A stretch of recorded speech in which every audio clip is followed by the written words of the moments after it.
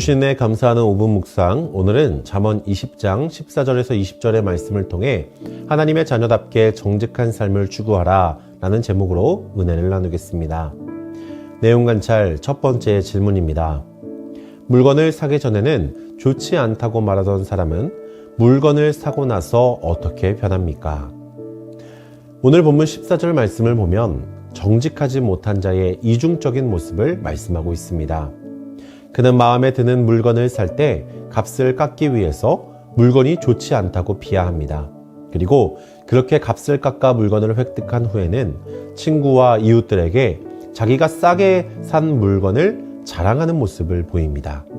솔로몬은 이렇게 이중적인 사람의 모습을 보며 거래에 있어서 공정하게 하지 않고 부당하게 이득을 취하는 어리석은 자임을 지적하고 있습니다. 두 번째 질문입니다. 다른 사람을 속이고 취한 음식물은 결국 어떻게 됩니까?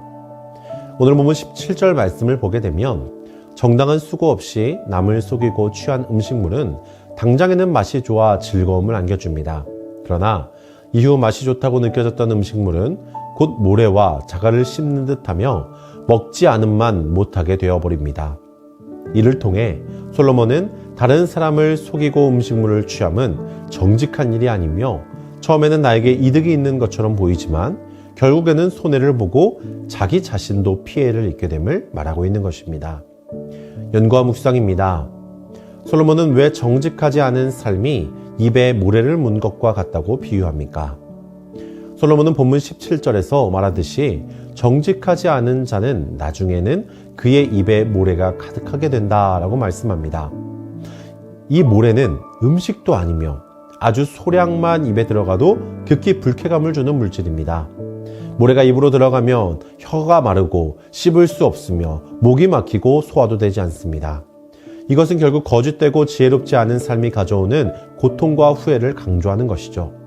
처음에는 좋아 보일지 모르겠지만 결국에는 자신에게 아무런 유익도 주지 못하게 될 뿐 아니라 자신을 더욱 괴롭게 만든다는 것입니다. 느낀 점입니다.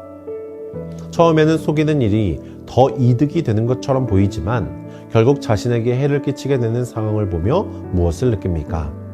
저는 오늘 말씀을 통해서 크게 두 가지를 깨닫게 되었습니다. 첫 번째는 거짓되고 어리석은 방법으로 얻는 이익은 나에게 아무런 유익이 없으며 오히려 올무와 족쇄가 됨을 느끼게 된 것입니다. 예를 들어 거짓된 방법으로 시험을 통과한 학생은 처음에는 통과했다는 사실에 기쁘겠지만 시간이 지나면서 실력이 없다는 것이 밝혀지면 더욱 큰 부끄러움과 두려움을 느끼게 될 것입니다. 세상에 영원한 거짓은 없습니다. 언젠가는 거짓이 드러나고 사람들의 신뢰를 잃게 되며 자신이 가진 모든 것을 잃어버리게 됩니다. 또한 사람은 오랫동안 속일지 모르겠지만 하나님은 모든 것을 아시기에 거짓된 성공이 오래갈 수 없음을 기억해야 하는 것입니다. 오늘 말씀을 통해 두 번째로 깨닫게 된 것은 정직한 삶이 결국 더 큰 복을 얻게 한다는 것입니다. 정직한 자는 반드시 하나님의 공의하심으로 은혜와 복을 경험하게 될 것입니다. 세상에 말하는 복이 아닌 하나님이 주시는 참된 복을 말입니다. 다니엘도 하나님 앞에서 거룩하고 정직하게 행하니 하나님께서 그의 앞길을 예비하시지 않으셨습니까? 그렇게 우리는 당장의 성공과 유익보다 정직을 행함으로 하나님께 인정받고 칭찬받는 그리스도인이 되어야 할 줄로 믿습니다. 결단과 적용입니다. 내가 정직하지 않은 행동을 하거나 불의한 방법을 사용한 적은 언제입니까? 내 삶에서 정직함을 잃지 않고 지혜롭게 행동하기 위해 무엇을 실천하겠습니까?